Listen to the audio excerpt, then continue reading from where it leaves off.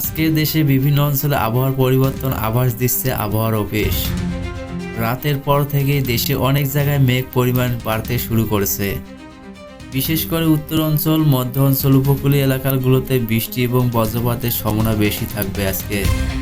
এদিকে উত্তর অঞ্চলগুলোতে রংপুর, দিনাজপুর, নীলফামারী, ঠাকুরগাঁও, পঞ্চগড়, লালমনিরহাট অঞ্চল সকাল থেকে আকাশ আংশিক মেঘলা থাকতে পারে। কোথাও কোথাও দমকা হওয়া ও বৃষ্টির সম্ভাবনা হতে পারে। কিছু এলাকায় হঠাৎ বজ্রপাতের সম্ভাবনাও রয়েছে। রাজশাহী, নাটোর, নওগাঁ, পাবনা ও বগুড়া, সিরাজগঞ্জ অঞ্চলের দিনের শুরুতে গরম অনুভূত হলেও দুপুরের পর কালো মেঘ জমতে পারে। বিকেলের দিকে কিছু কিছু এলাকায় বৃষ্টি হওয়ার সম্ভাবনা রয়েছে। এদিকে ঢাকা, গাজীপুর, নারায়ণগঞ্জ, মানিকগঞ্জ, টাঙ্গাইল, মুন্সিগঞ্জ অঞ্চলে সকাল থেকে ভ্যাপসা গরম থাকতে পারে, তবে দুপুরের পর কিছু এলাকায় দমকা হওয়ার সঙ্গে বৃষ্টি শুরু হতে পারে।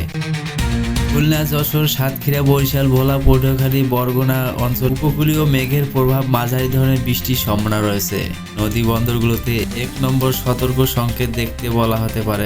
এদিকে চট্টগ্রাম, কক্সবাজার, রাঙ্গামাটি, খাগড়াছড়ি, বান্দরবান ও সিলেট অঞ্চলে বজ্রপাত সহ বৃষ্টির সম্ভাবনা সবচেয়ে বেশি থাকতে পারে। পাহাড়ি এলাকাগুলোতে কোথাও কোথাও ভারী বর্ষণও হতে পারে।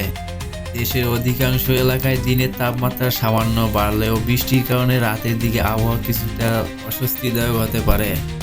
বন্ধুরা, এই ছিল আজকে সকালে আবহাওয়ার বিস্তারিত বড় আপডেট।